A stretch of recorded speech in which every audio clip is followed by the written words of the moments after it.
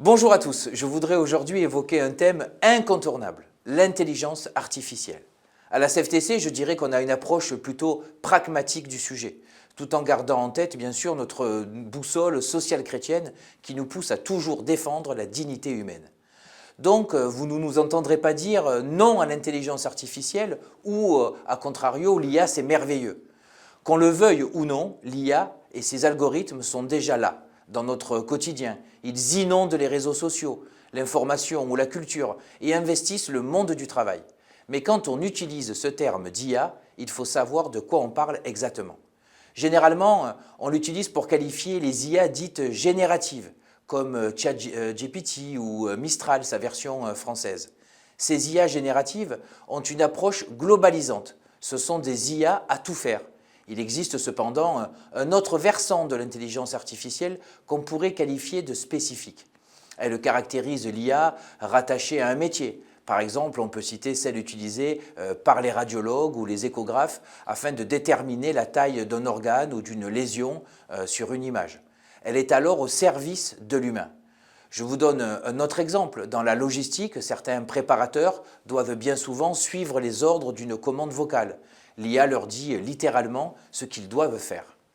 Ici, l'IA accentue la pénibilité, voire prive même le métier concerné d'une partie de son sens. Pourquoi ?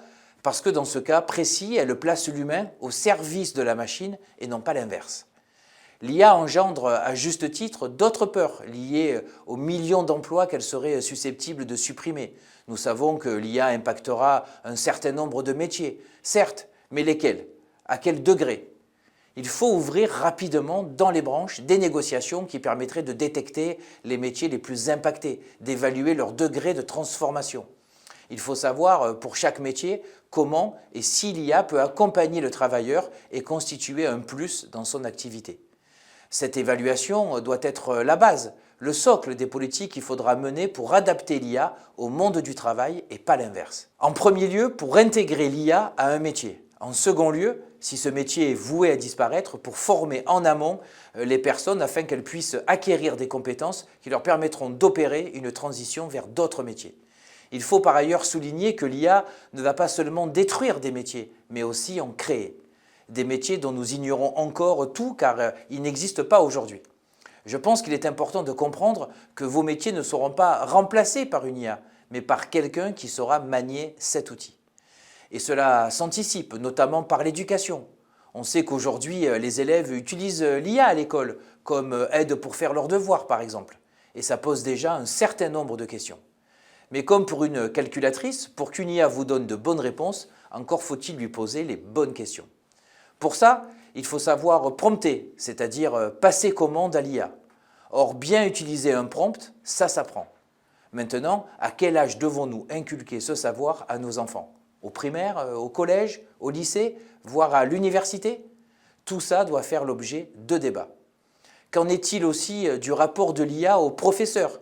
Sont-ils formés pour composer au mieux des intérêts de l'élève ? Savent-ils l'utiliser eux-mêmes ? Ce sont aussi des questions auxquelles il va falloir répondre rapidement. Enfin, l'IA est énergivore, elle pose donc des problématiques écologiques importantes. Mais comme le pape l'a dit dans un courrier adressé aux participants au sommet de l'IA le mois dernier, l'intelligence artificielle, j'en suis convaincu, peut devenir un puissant outil pour les scientifiques et les experts qui cherchent des solutions innovantes et créatives en faveur de l'éco-durabilité de notre planète. Elle est donc tout à la fois un problème pour l'environnement et une partie de la solution. Tout cela s'annonce complexe et demandera du dialogue et beaucoup d'intelligence et pas seulement artificielle.